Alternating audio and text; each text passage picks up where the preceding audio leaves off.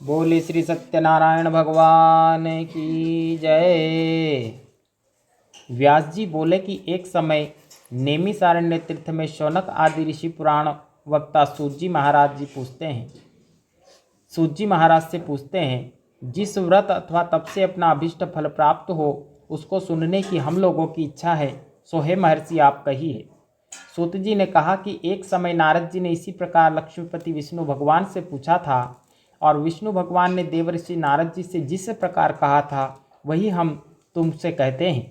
एक समय योगी नारद जी मनुष्यों के ऊपर दया करने की कामना से अनेक लोकों में घूमते घूमते मृत्यु लोक में आए। यहाँ आकर अनेक योनि में उत्पन्न हुए समस्त मनुष्यों को विविध क्लेशों से युक्त और स्वकीय कर्मों से दुखी देखकर इन प्राणियों का दुख यथार्थ में किस प्रकार नाश को प्राप्त होगा, ऐसा मन में विचार कर उसी समय वैकुंठ लोक को चले गए। वहाँ श्वेतवर्ण और चतुर्भुज शंख चक्र गदा पद्म एवं वनमालाओं से अलंकृत आदि देव श्री विष्णु भगवान को देखकर स्तुति करने लगे। नारद जी बोले कि वाणी और मन से अप्राप्त रूप वाले आत्मशक्ति आदि मध्य तथा अंतरहित रजोगुणादि गुणों से रहित और गुणात्मक और समस्त लोकों के अधिभूत तथा भक्त लोकों के दुख को दूर करने वाले आपको नमस्कार है। तदंतर विष्णु भगवान ऐसी स्तुति सुनकर बोले कि हे नारद, तुम किस लिए यहाँ आए हो और तुम्हारे मन में क्या अभिप्राय है। हे महाभाग, वह समस्त अपना मनोरथ तुम कहो, उन समस्त प्रश्नों का उत्तर मैं दूंगा। नारद जी बोले कि मृत्युलोक में संपूर्ण प्राणी अनेक योनि में उत्पन्न होकर पाप कर्मों से दुखी हो रहे हैं। सो हे स्वामी, यदि आपकी मेरे ऊपर कृपा हो तो बताइए कि उनका कष्ट किस प्रकार दूर होगा। श्री भगवान जी ने कहा कि हे पुत्रो, तुमने संसार के ऊपर कृपा करने की कामना से अत्यंत उत्तम बात पूछी है।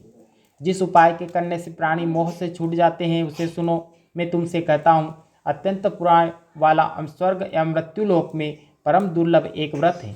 तुम्हारे प्रेम से मैं उस व्रत को अब तुमसे कहता हूँ। सत्यनारायण भगवान के व्रत को भली भांति विधि पूर्वक करने से प्राणी इस लोक में सुख को भोगता हुआ परलोक में मोक्ष को प्राप्त होता है। भगवान के ऐसे वचन को सुनकर नारद ऋषि बोले कि हे भगवान, उस व्रत का फल एवं विधि क्या है, एवं उस व्रत को किसने किया तथा वह व्रत कौन से दिन करने योग्य है, यह सब विस्तार पूर्वक वर्णन करिए। श्री भगवान जी बोले कि व्रत दुख और शोक आदि को समन करने वाला, धन धान्य को बढ़ाने वाला तथा सौभाग्य और संपत्ति को देने वाला है, सर्वत्व विजय को देने वाला है।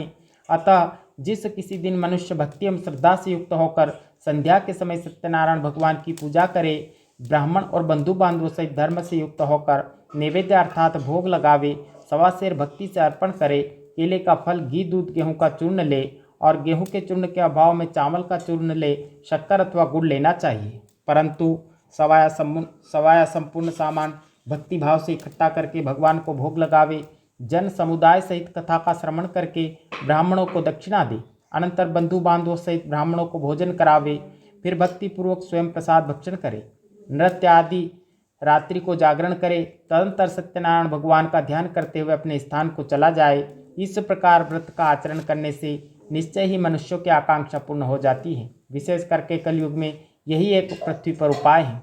इति श्री सत्यनारायण कथायाम प्रथमो अध्याय समाप्त। बोलो श्री सत्यनारायण भगवान की जय।